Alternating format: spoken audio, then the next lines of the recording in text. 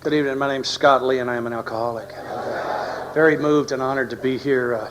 Actually, to be anything that this fellowship's doing, because I owe my life and my freedom and, everything that's valuable to me, just the usual stuff. And I'm from Nashville, Tennessee. My home group is called The Back Room.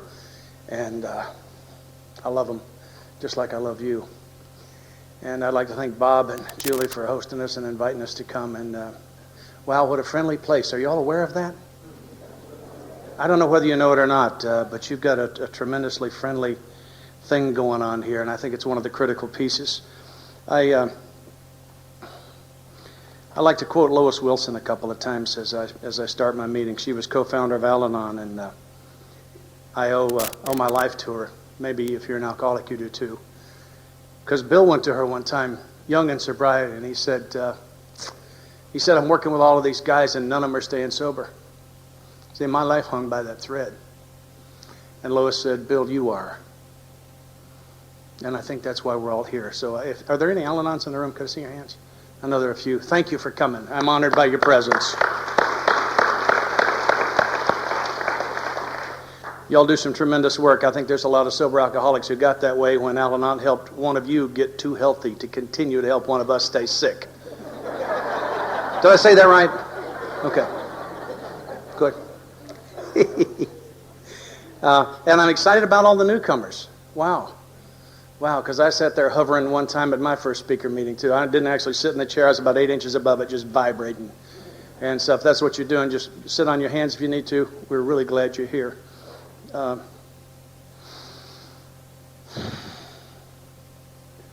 quote Lois again and see if I can get settled in. This is a big deal for me, and I'm just a puking drunk from down south.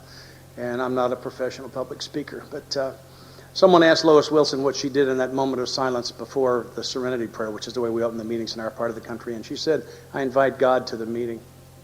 That was powerful for me. I started doing that. And meetings get better everywhere. Okay. And what I'd like to do is I'd like to have another moment of silence here shortly. And not that I don't believe God isn't here all the time. I do believe that. But there's something for me when I invite him in. I guess is an acknowledgement of the truth. And so I don't completely believe what I'm about to say, but almost. My God's a gentleman. He doesn't go where he's not invited. He doesn't stay where he's not made welcome. And I don't completely believe that, but in large measure I do. I think it's part of why the 11 steps are important. I mean the step out of the book, not the one off the wall, where it talks about how to open and close my day. So in a few moments here, when I call for another moment of silence, what I'd like to do is to invite you to please invite the God of your understanding to join us here. Fill this room with love and bless you with an open heart that you might hear through it. And what I'm going to do is ask him to fill the room with love and bless me with an open heart that he might speak through it. Or, in the worst case, that I might speak through it. We talk about the language of the heart here, and for me, I'm learning to lay down the language of the gutter, pick up the language of the heart. That's part of my recovery, and it's incomplete, but I can report progress. If in case there's somebody here, if you don't have a God, or you got one you wouldn't want to meet in a dark alley, or you got some that's not working for you, let me invite our mind for this time that we're together. He does great work. He's been keeping me sober for a long time. He has a great sense of humor. If you don't think so, look around the room. Aren't we funny? I think we're hilarious. So borrow mine if you need to. Just you can address him as the God of Scott's limited understanding, because that's the truth. And just invite him to open your heart, and we'll do it for an scientific experiment, just to kind of see what happens. So let's have a few moments and invite the Master to join us. I'll meet you back here.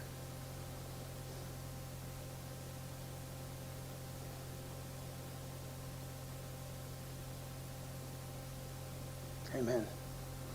Thanks. That takes the heat off of me, doesn't it? If this is a bad talk, we know whose fault it was, okay? Yeah, anything to dodge responsibility, right? I deserve to be here. I didn't start drinking until I was 18. I have an excuse. I didn't know what it would do. I needed a drink way before then. And one of the reasons I didn't drink is I suspect my dad was one of us. And he told me when I was a small boy, maybe 10 or 11, he said, there's beer in the refrigerator. Get you one when you want it. And he said, one of these days you're going to want to get drunk for your first time. And when that day comes, come to me. Tell me what you want to drink. I will buy it. And we will sit in the living room and get drunk together for your first time. And that offer was good, and I knew it. So as you can see, it wasn't against the rules for me to drink. Therefore, I didn't have to drink. You understand that, don't you? Don't try that on the earth, people. They don't get it. All right? But I went away to college the summer I turned 18, and got out with the boys the first time, and we started drinking Sterling beer. Did they have that over here, Sterling beer? It's one of my definitions of willpower. It was awful. It was bad stuff. It was $1 a gallon. Hey, it really was. You get this mayonnaise jar from the chow hall. I was at a men's school. Get the mayonnaise jar, and they run it through the dishwasher, and down at Clara's Saloon, they'd fill that baby for $1 with Sterling beer. I'm going to tell you the rest of the story in 2 sentences. Are you ready? I'm going to tell you when that was. With tax, it was $1 too. Whoa, yeah, huh? Budweiser was $1.12. We drank the Sterling. That's the rest of the story. And somewhere between the first sip of the first beer and the bottom of, I think, maybe the second one, the magic happened for me. You're an alcoholic, you know what I'm talking about. The magic happened. I was suddenly taller. Did anybody get taller when they drank? Come on, where are you? All right, a little taller, yep. Cleaned up my complexion, too. I was better looking. Did you get better looking when you drank? Come on, where are you? Okay, better looking. Mm-hmm. Brilliant conversationalist, huh? Do you have a lot to say? Yes. Get 2 hands from Bob. Here's yours coming. You ready? Fantastic dancer. All right, let's see it, dancers. All right. Yes, Lord. Yes, Sarah, how's a dancer? Possibly, well, I think my second favorite is this one. Expert on many subjects. Let's see the experts. Where are you? Yes, here we are. Expert on many subjects. Oh, yeah. I think the biggest thing that it did for me is it made me feel like I belonged. When I was a little guy, I became convinced that I was defective. There was something wrong with me that could not be repaired, and that I wasn't as good as everybody else. And anything that I ever did could not possibly ever measure up. And if you all knew who I really was, you wouldn't want me around. And I became an act. And my act was that I pretended to be whoever I thought you wanted me to be. You being defined as whoever's immediately in front of me. That's the way I lived my life. And when I got my blood alcohol mixture just perfect that first time, that went away. And from that, I had an entire psychic change. And the entire psychic change was, all of a sudden, y'all was pretty lucky I was there. Now that is a change. That is a change. And to kind of, I've got a 12-hour story, and they've asked me to cut it back slightly, so I'm going to skip just a little bit. And let me tell you, I was just sick that we didn't get to hear more. Weren't the 10-minute speakers fantastic tonight? I was sorry we didn't get to hear a lot more from both of them.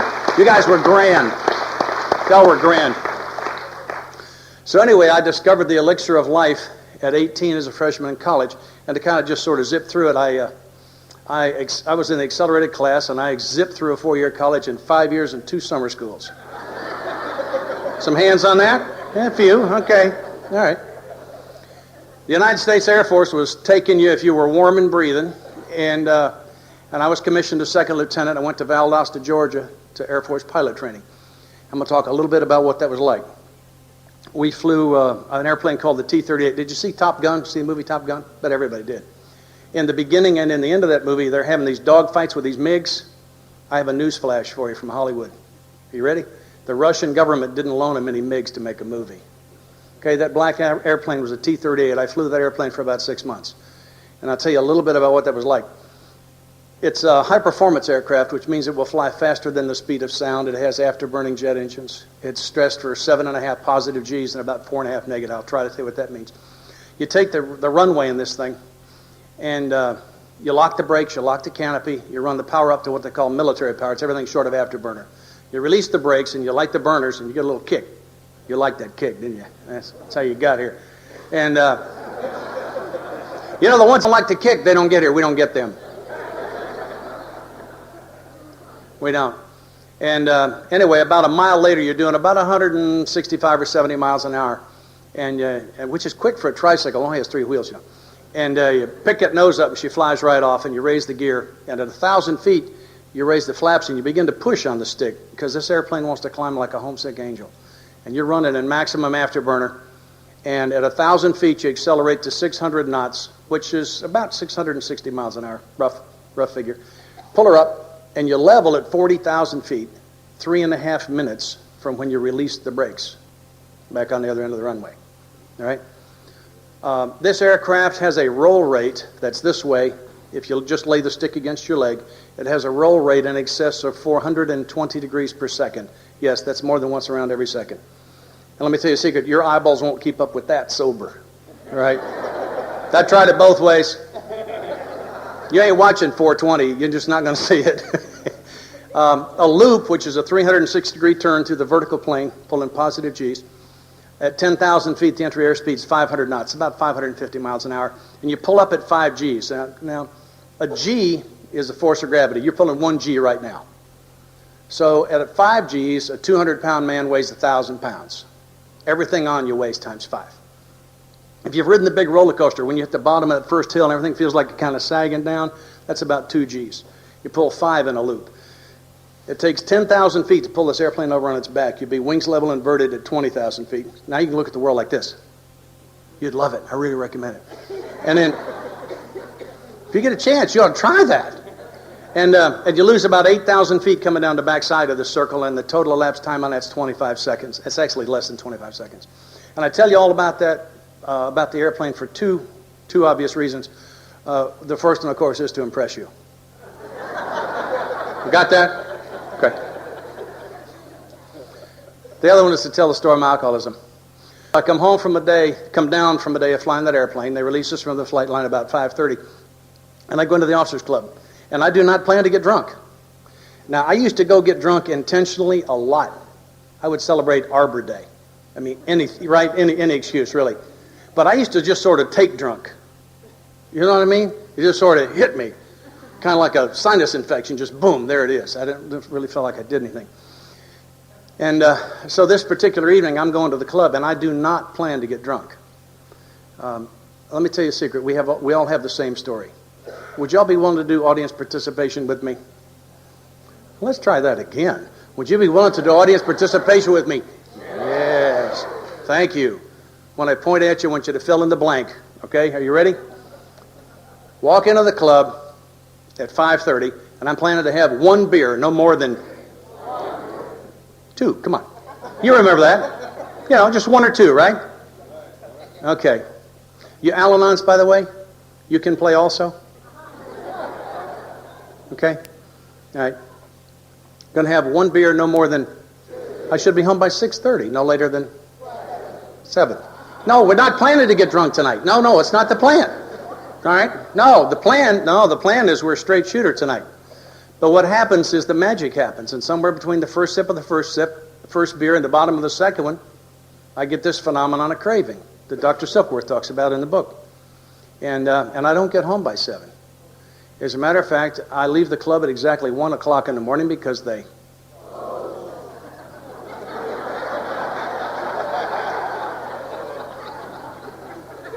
Can there be another reason?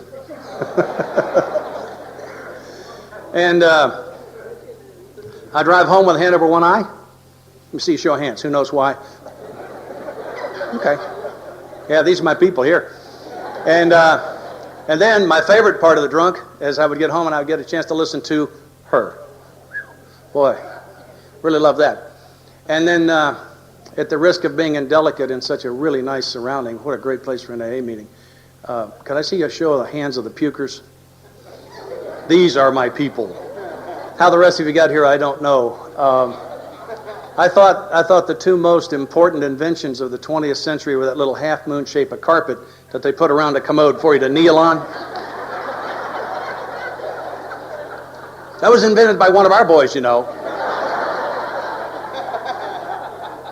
And that soft commode seat you could rest your head on. You're kind of in between heaves. Because I am in there doing it, okay? Oh, yeah. And for those of you who are new, I'm from out of state. I'm leaving on Monday, okay? But I'm going to tell you the truth. They're going to lie to you. They're going to tell you you cannot quit forever. It is not true. I have personally quit forever over 2,000 times, okay? Now, it never worked, of course, but boy, I could do it. So I'm in there quitting forever. And, right? You pukers, huh? Didn't you quit forever when you puked? I always did. Yeah. And and then I would pray what I call the pre-AA prayer. Okay? We'll do it together. I do the first line, you do the second. You ready? God, get me out of this.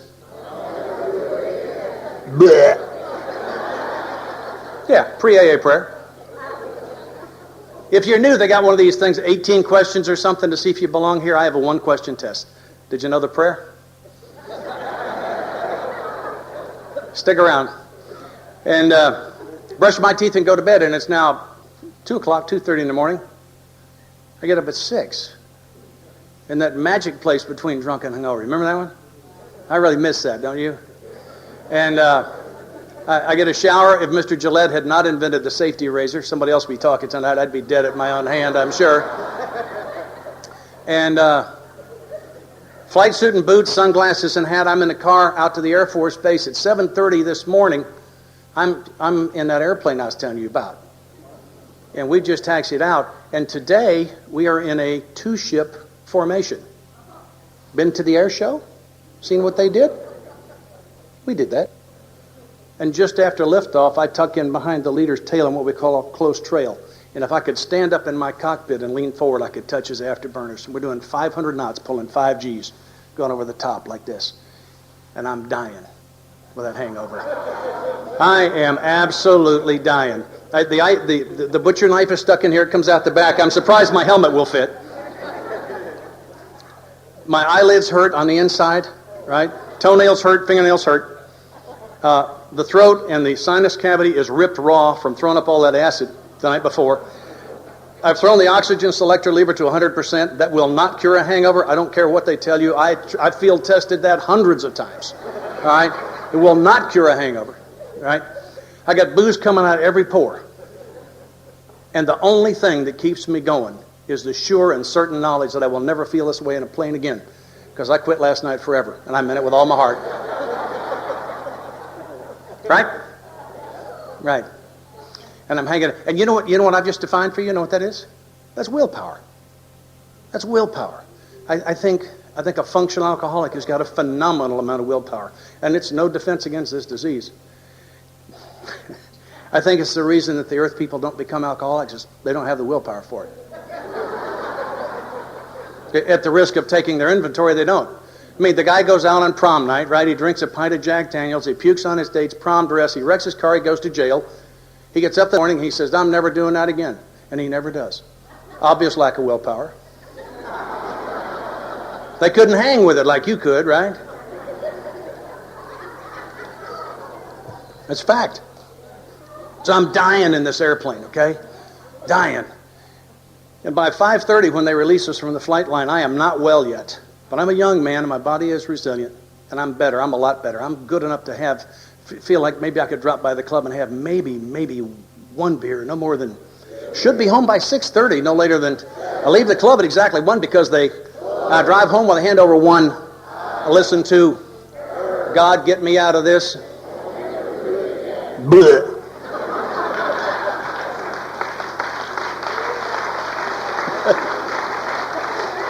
Y'all did good. You must have, very well, very good, class. All right.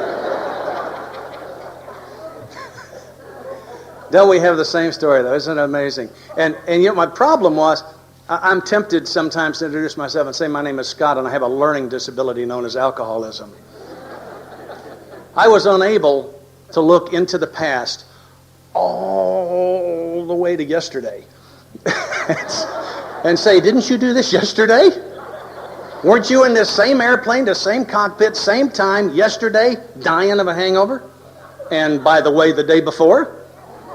And by the way, 5 days last week and 22 days last month? I was powerless over alcohol, and I was ignorant of the fact that I was powerless over alcohol. Ignorance and powerlessness is a rough combination, as you may recall. I graduated from pilot training. Most of my flying time is in a 4-engine jet transport. I flew all over the world. I have been drunk on 5 islands and 5 continents, and don't have a guess how many islands. And I missed a lot. I mean, I really had a chance to see the world, and I saw the bars. I went to Vietnam in '69, and I was stationed for a while at Phuket Air Force Base, South Vietnam, and I was drinking tequila there one night. Anybody ever drinking tequila? Traveling juice, you know what I mean? I mean, I need to be somewhere else if I'm drinking tequila. And I woke up at an unusual place. Anybody ever do that? You ever wake up at an unusual place? Yeah, I woke up at an unusual place. Fortunately enough, I was still on the Air Force Base. And I collected my belongings, and I'm in my boots and flight suit, sunglasses and hat. I'm a captain, right? 2 silver bars.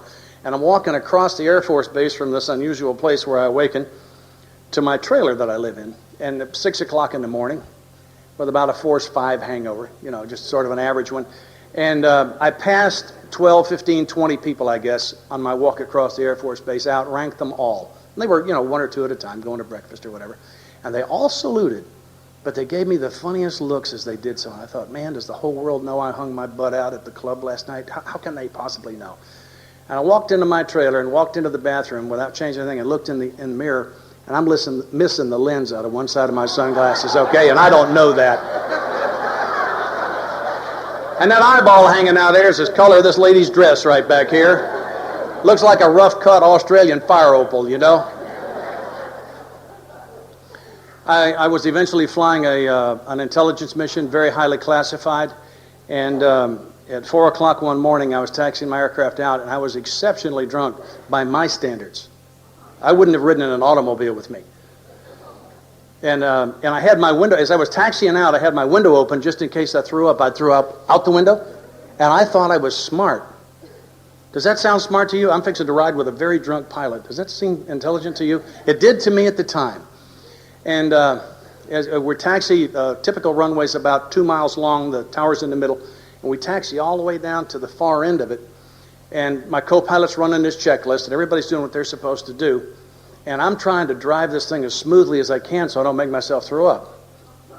And, well, you drove that way, didn't you? And I get this thing to the end of the taxiway, and say my co-pilot is doing what he's supposed to do. His head's in the cockpit, he's throwing switches and doing the stuff he's supposed to do. He's not watching me drive this thing. And I applied the brakes so smoothly that I taxied that beast right off into the grass. Off of the end of the taxiway. Couldn't keep it on the pavement. Possibly some of you have had that experience with other types of vehicles. I thought so. Yeah.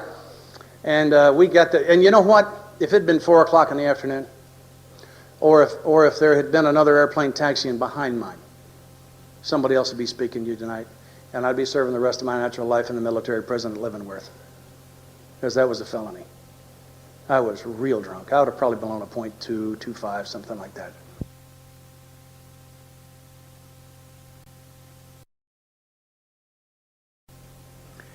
And it's only by the grace of God that I'm not in prison. And so I go to prisons. And does anybody here take meetings into jails and prisons regularly? Can I see your hands? God bless you and congratulations. For those of you who are not doing that, do yourself a favor and see one of these people and go try it once. Boy, I get a lift out of that. I love to do that. It is such a joy. But so there are other places I could have been than here tonight. I could have been serving the rest of my life in prison, where I richly deserve to be. I could have been dead by this disease, and I don't think I'd impress you. We all got big numbers on that, don't we?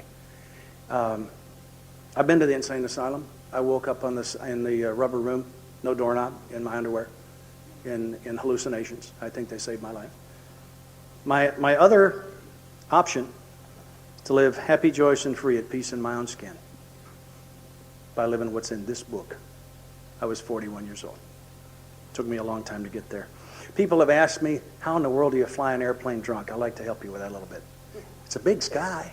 I mean, take a look next time you're out. There isn't much up there.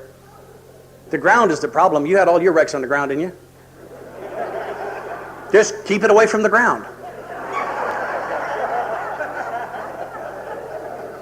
See, so many answers are simpler than you would have thought, aren't they? You guys are great. Anyway, I got an honorable discharge and got a job as a traveling salesman. For those of you who are new, if you're not serious about staying sober, before you order your next drink, I'd like to recommend that you interview and get yourself a job as a traveling salesman. It'd bring you back to AA faster than any other form of work that I know of. I became a manufacturer's rep in the summer of 1984. My business partner knew I was in trouble. And he had an intervention on me. And my choices were to go to treatment as fast as he could put me in, or we were going to get what he called a business divorce. And he was carrying me then, and I knew it. And on June the 28th of 84, which was my belly button birthday, and still is, by the way, it's the only thing I haven't had to change is the reason I make the point on that. I was signed into the Ridgeview School of Charm just outside of Atlanta, Georgia.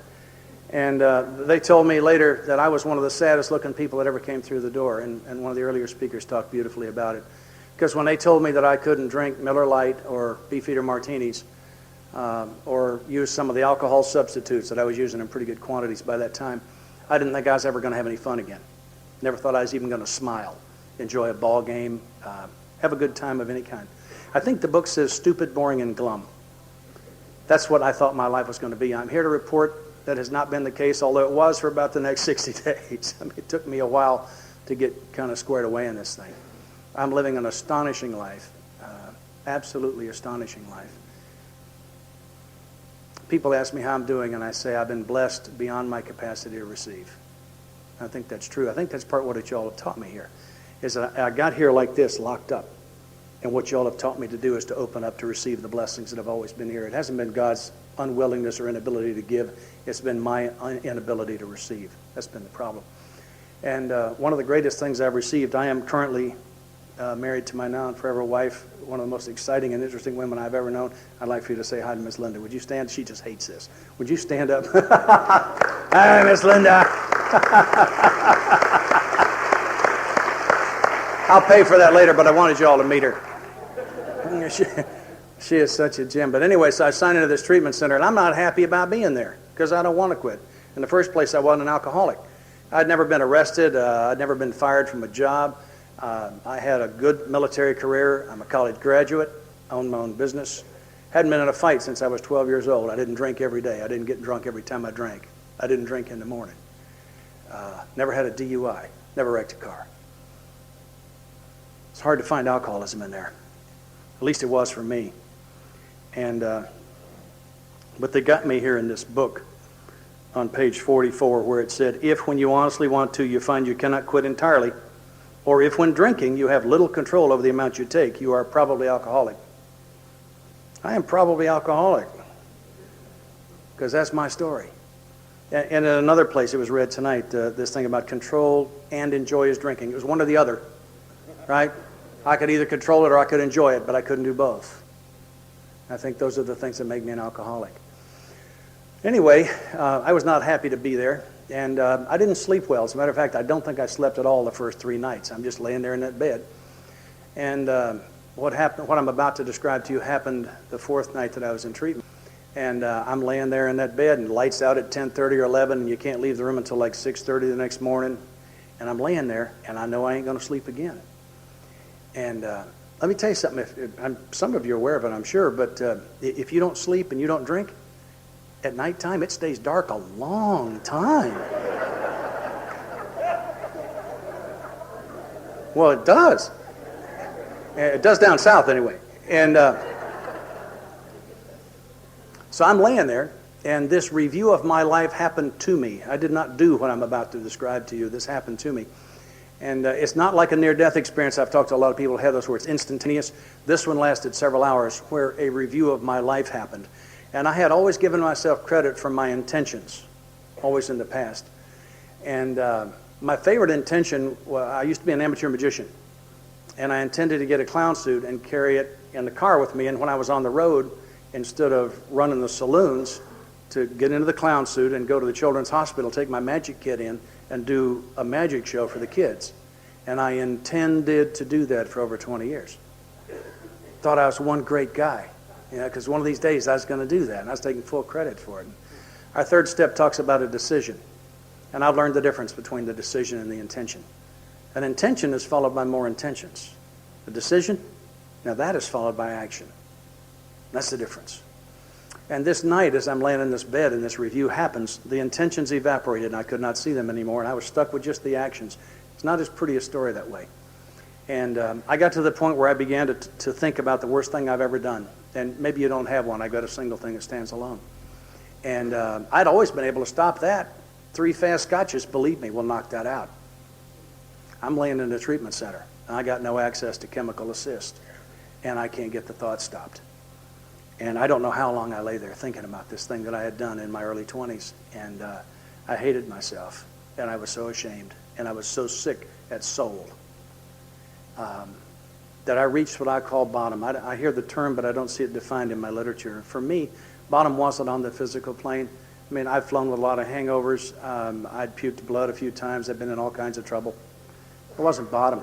Bottom was in here. Bottom was when I couldn't stand me anymore. And when I was willing to pay any price and do anything not to be the kind of man who did the kinds of things that I had done. That, for me, was bottom. And at that point, something in here, I believe it was my spirit, screamed. And I mean, it was really loud. This didn't come out of my throat, didn't come out of my mouth, did not happen in my head. Something in here screamed very loudly to a God that I don't think I believed in, and screamed out, God, forgive me. And I received the forgiveness in that moment, and I'll describe it to you. If you've been in a dentist chair and they've taken x-rays, when they finish, there's this lead apron laying on you. It's when they lift that off of you. That's what it felt like. Something heavy left me from head to toe, all parts of my body. It just like it flew off of me. It's like it was on chains that was just snatched off of me. And I thought I might float up off of the bed. I felt so light. And I lay in the presence of this magnificent light. And with my eyes closed, I could see the whole room. And this golden white light was shining only on me and on my bed. And I knew in that instant that there was a God. That he loved me beyond my capacity to receive love.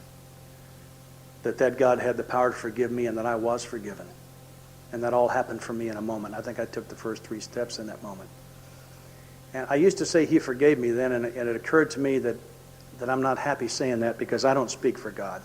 And I'm not happy, I'm not comfortable around people that do.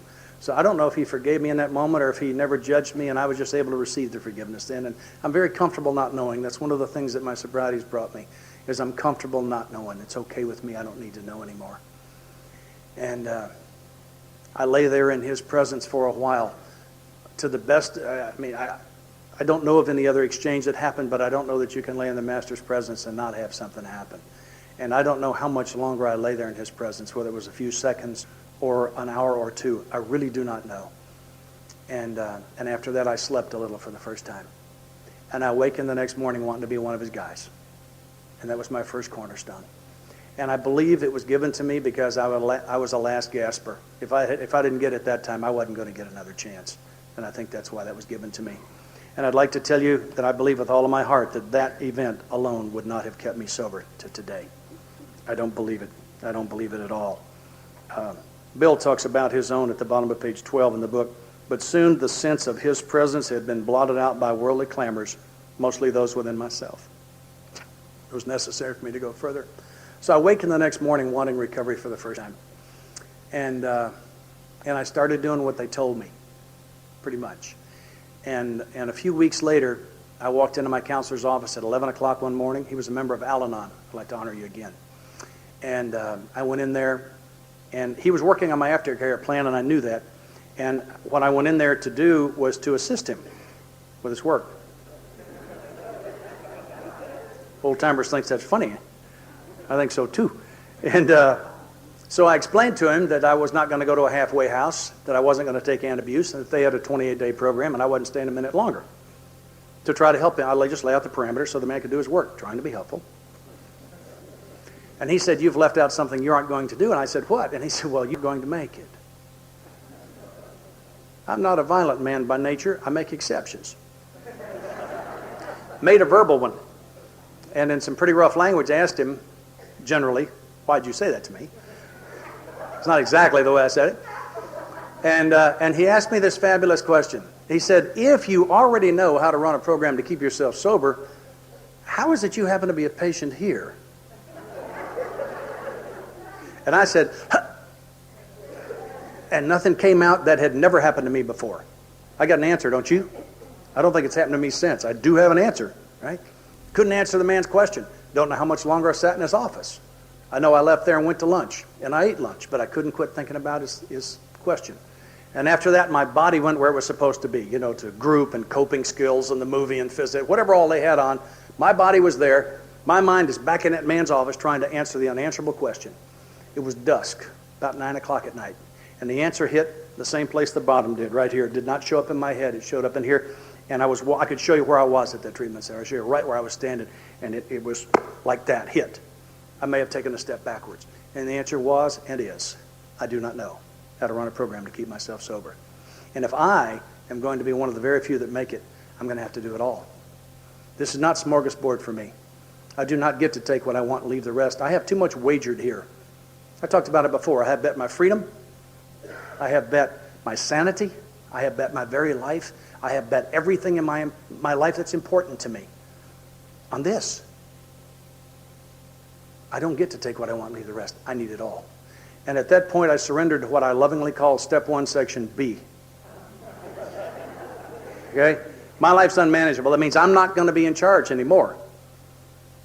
That was not easy for me. I zipped through that 28-day treatment center in 6 weeks flat. And I went back to Nashville, where the only guy I knew in the entire city that was in recovery owned one of the businesses that I called on. And I didn't want him to know. You understand that, right? Newcomer thinking, just real solid. And I set out to follow this aftercare plan to go to 90 meetings in 90 days. I think I went to 87 because, you see, I thought if you missed, you just missed. I didn't know you could go to 2 meetings in a day. Newcomer thinking. And I finished what I call a Psychobabble 4-step guide. Do you still hate your mother? Do you look in the toilet before you flush? Kind of, fill in the blanks, 4-step guide. And I'd like to report that I did get some relief from that. It got me to the 5th step. I'd like to recommend the actual 4-step, the real one, the one and only, sure enough, real life, change your life 4-step. First time I ever looked at the steps, they looked at me like they'd been written by a hanging judge that was having a very bad day. Didn't they? Didn't they look that way to you? Huh? They looked like they were designed to punish me. I was wrong about that. I was wrong about a lot of things. Now that makes sense. Because if everything I know for sure is right, how did I get to AA? So some of what I know for sure must be wrong. And when I looked at those things, I thought I was going to be punished. And that wasn't the case at all. The steps enabled me to lay down my burden. But anyway, I finished that Psychobabble thing.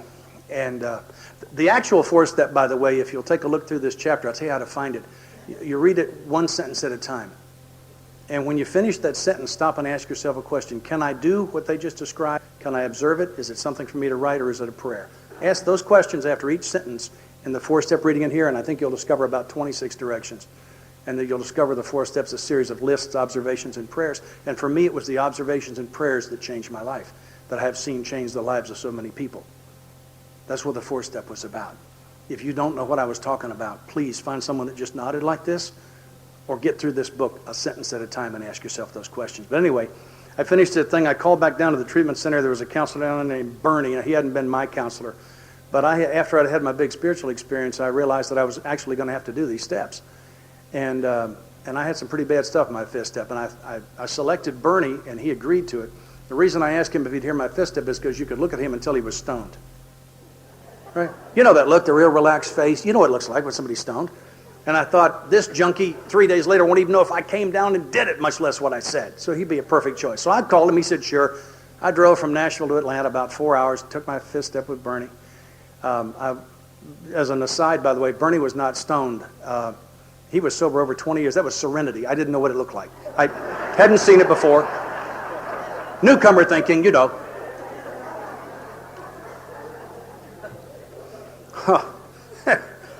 Came back to Nashville, and the only thing I hadn't done on my aftercare plan was get a sponsor. And the thing that was blocking me was that I was looking for a sponsor I could relate to. Huh? Isn't that stupid? Have you ever heard anything more insane in your life? I can't figure out you can go to 2 meetings in a day. Who can I relate to? I can relate to the squirrel on the next branch. That's who I can relate to, some other idiot that doesn't know what he's doing. And I didn't need a squirrel or an idiot for a sponsor. And I didn't need a sponsor I could relate to, and I don't today. What I needed was a winner for a sponsor. What I needed was a sponsor I would obey. Concept I didn't have. Anyway, there's this particular guy, and I saw him in his meetings, and he's all lit up, and I went up to him, and I knew he was sober over 5 years, and he was having fun. You could see it was written on him. And that's why I drank, and that way you drank, feel good. And he was feeling good. And I said, Jerry, would you sponsor me? And he said, yeah. Here's an assignment. Jerry's sponsored by assignment. He gave assignments. That's how I sponsor. And he gave me one, and I'll be glad to tell somebody later. It takes too long. I don't have the time tonight. I came back in a few days, and I said, Jerry, I did what you said. Sponsor me. He said, sure, my way. I said, okay. What's that?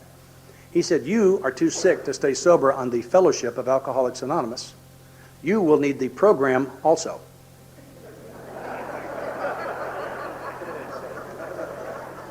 I had my $15,000 big book, right? And I didn't have any idea what he was talking about. He was sober over 20 years when we buried him a couple of years ago. He touched a lot of lives, and he said to the end, he thought the very best kept secret. Our second best kept secret is how to do a 4-step. You know, it's in the book. The very best kept secret in our fellowship is the definition of our program. How do we keep it secret? We read it at every meeting. It's a sentence before the first step. Here are the steps we took, which are suggested as a program of recovery. No steps, no program. Steps are not part of the program. Steps are the program. Not talking about the steps on the wall. I'm told if you take the steps off the wall, you get off the wall program.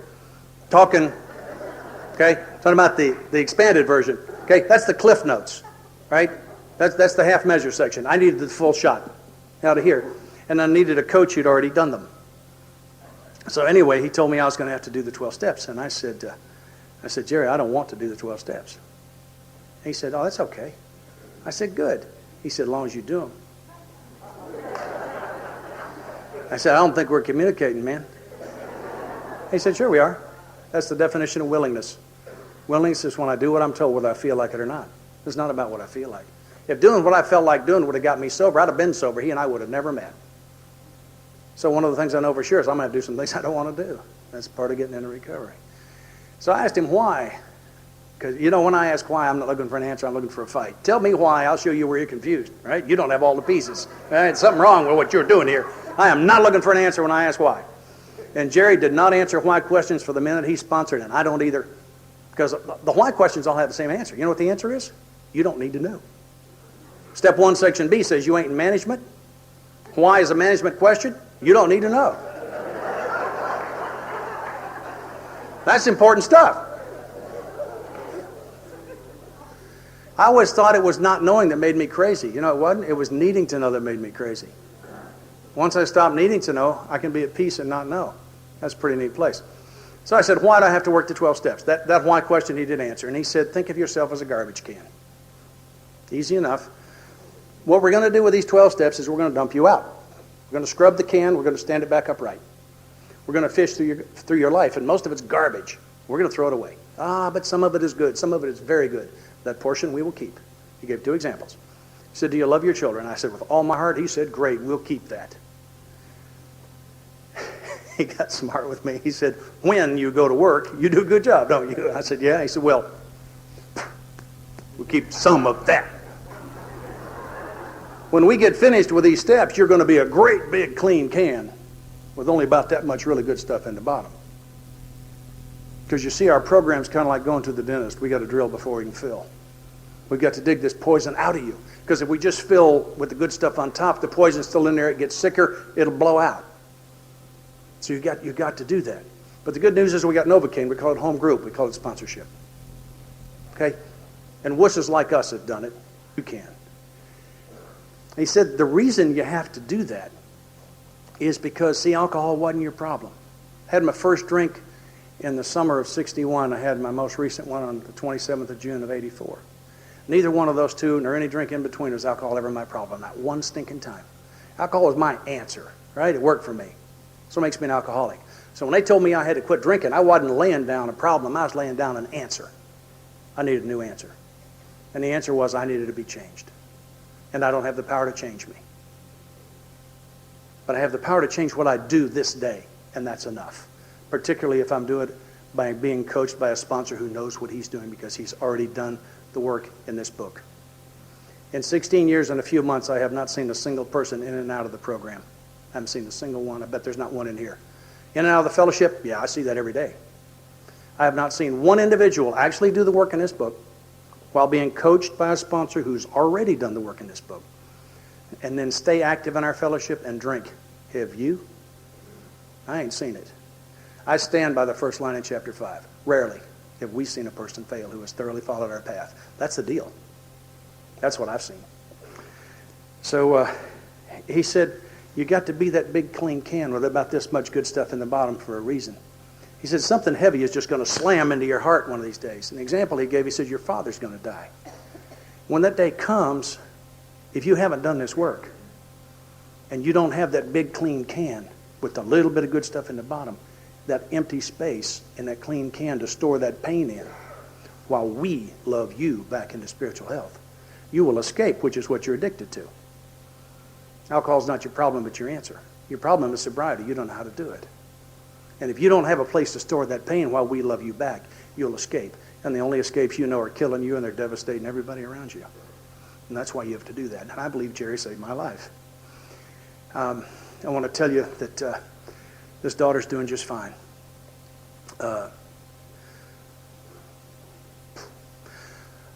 She's doing just fine right now. She is blind in one eye and has lost coordination.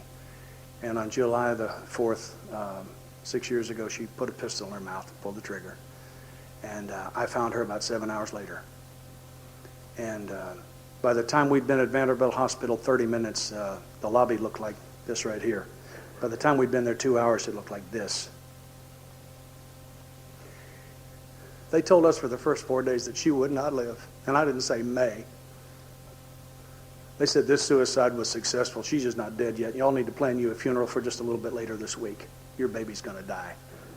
I'm going to tell you something, folks. 4 days is a long time to sit by your baby's side. And she's conscious laying in that bed. She can't talk. She got all these tubes stuck in her. But she can hold your hand and squeeze you once for yes and twice for no. 4 days is a long time. I couldn't have done it. I don't believe I could have done it. It's my belief that we're all going to be asked to go to the mountain alone one of these days. And if you haven't done the work out of this book and you don't know how to reach up and take the master's hand, you're not going to be able to go. That's what I believe. Because I've seen people who've had to go to the mountain alone. It hadn't been that we're unavailable. It's that they were unable to receive it. And that's kind of a little editorial. I apologize for the opinion. 4 days is a long time. You guys were fantastic. I lived in the Vanderbilt Hospital for 60 days. I don't know that I walked outside 10 times. And y'all were fantastic. You put a 24-hour-a-day watch on me for about 60 days, I guess. And I don't think it occurred to anybody that they'd stop me from drinking. I don't think you could stop me, do you? That wasn't it. They had a 24-hour watch on me so that if I needed to cry, one of my people would be there to hold me. I know who you are. I saw what you did. I love your words. I saw your actions. I'm so proud of you. I'm so proud to be one of you. I watch what you do. I've seen you touch lives. I've seen lives change. You've changed mine. I'm so grateful to be the man that I am today. You gave that to me as a free and clear gift. I owe a debt I can't repay. That's why I'm here. I owe a debt I can't repay. And it seems like every time I try to go and give some back, I get a little bit further in debt. I'm just here to try to make a payment, that's all. My daughter lived. She's doing just fine. I thank everybody for their prayers and everything y'all have done for me. And I'm going to tell you how well she's doing. This will scare you if you got a daughter this age. She's dating a guy I approve of, and she knows it. When you talk about an entire psychic change, I'm going to tell you right now, that's some serious business. When I got to that first clubhouse, is when I started going to clubhouse meetings before I got out into some other things that worked a little bit better for me. But they had these slogans on the wall. They had one up there that said, easy does it. I understood that. I wasn't doing it, of course. I was a newcomer. But I understood it. And they had one that said, let go and let God. I had the faintest notion what that meant. And they had one that said, one day at a time. And I knew for sure that meant don't drink today. And if you're new, that's what it means. But to me today, it also means that I've used the first 10 steps to clean up my past. So there ain't nothing gaining on me. With steps 11 and 12, I'm developing this relationship with the God to the point where I'm excited that my future's in His hands instead of mine. The past is clean. Future's in the hands of a loving God. Those two facts combined to free me to live one day at a time in this day. That's why I had to do the steps. I heard a guy in a meeting in Atlanta 10 years ago define freedom. He said, freedom is when I accept full responsibility for all of my own actions. At that point, I am free. I am free to do anything I'm willing to live with the results of. Up until then, I may have been at large, but I ain't free. And as some of us know, at large can be temporary, right? Freedom is when I accept responsibility. I stand by page 46 in the text. It says, God does not make too hard terms to those who seek him. Those steps weren't that hard. I think the two hardest things I've done since I got to recovery were think about doing a 4-step and think about doing a 9-step. Actually doing them was nowhere near as difficult as thinking about them. So if you haven't done them, I'd like to tell you that was my experience with them. So I'm reading the slogans on the wall, and I got one up there that just terrifies me because I think it's the biggest problem I got. And there's it says up there on the wall for me to do it. You know what it said, right? Think. That's what's going on. My head is the busiest place on the North American continent. I got a friend that calls his head his home entertainment center. Says got everything it needs but an off switch. That's the problem I had. And I want to tell you right now, if you're new, if you believe what I'm about to tell you, it should impress you. I only have one thought at a time now. Sometimes there's a space between them. I would have paid everything I had for just one space when I was new. As a direct result of doing this work. But anyway, think. I can't find that in the literature. So I figured out what it means all by myself. Are you ready? What that means is 3 thinks is the limit. Okay? That's the maximum. Whatever it is, I can think about it once. That's okay. I can think about it the second time. When I think about it the third time, I must lay it down. For if I were going to outthink it, I would have outthunk it in 3 thinks.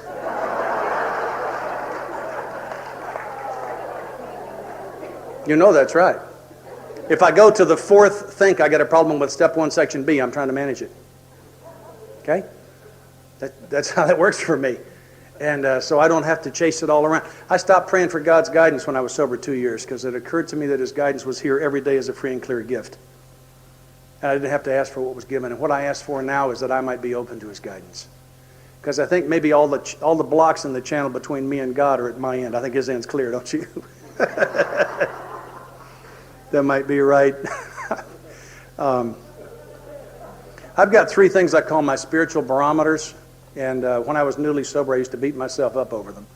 And they are profanity, lying, not actually lies, improvements really, right? And my attitude toward those of you who got your driver's licenses out of Cracker Jacks boxes. And if one of those was out of whack, if I would take a look, they were all out. And the answer, my sponsor told me that I don't have any power over my defects of character, and the steps don't say anything at all about me working on my defects of character. When I work on my defects of character, I am living in the problem. Classic example of living in the problem. And so when I discover that I'm swearing or lying, angry with you in traffic, what I do is I inventory my spiritual program. See, my spirit's like my body. It requires a varied diet. I need prayer, meditation, meetings, talk to the men that I sponsor, take meetings into jails, read spiritual literature, talk to Ice Cream Steve, he's my sponsor, right? Say please and thank you. I have to do those things.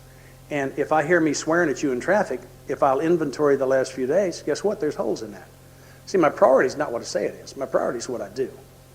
You want to know what your priorities are? If I want to know what mine are, I'll look over the last few days and see what got done. What got done was a priority. What did not get done wasn't a priority. And anything I'm saying to the contrary is a lie that I'm telling me. Those are dangerous. So if I'm swearing or lying or unhappy with you in traffic, I take a look and see what's going on. I've got a hole in my spiritual program. And what I do is I heal that hole. My sponsor said that myself can't push self out of the center. And self-centeredness, all my character defects are self-centered by definition. Self doesn't have the power to push self out of the center. And if it did, that would leave a vacuum. The answer to my self-centeredness, the answer to my character defects isn't for me to work on. It's to attempt to be God-centered by doing those things that I was talking about. And I go back to doing all those things, and 3 days later you can cut me off in traffic, and I will smile at you from my heart and say, Father, go with that when he needs some help today. And I'll mean that. And I don't have the power to change me from the raving maniac to that guy. And all I can tell you is that the darkness can't exist in the light.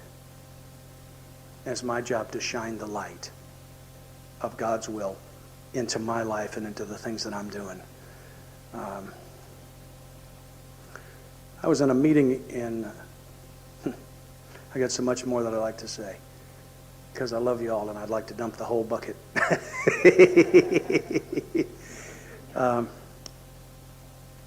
On my last flight in a high-performance aircraft, I cheated a little bit. That was back before radar would tell them what my altitude was, and I broke all the rules and went almost to 10 miles above the earth. I wasn't supposed to be above 45,000 feet. I went to 52 and small change. And I saw the curvature of the earth. It's a magnificent time. This thing's a ball, I saw it. Just huge bend in the horizon. It's magnificent. And I'm planning to see that again while I'm here. I serve a big God. I'm learning to dream big. I hope you're dreaming big. I hope you're dreaming big. I asked God for an open heart here, and I got one. I hope you did.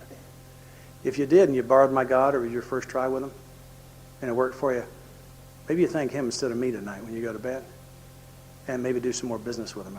I'd sure recommend that. Could I see the hands, by the way, of the people who are sober over a year who would be not willing but eager to sponsor a newcomer? Where are you? We mean that. Thank you. We mean that.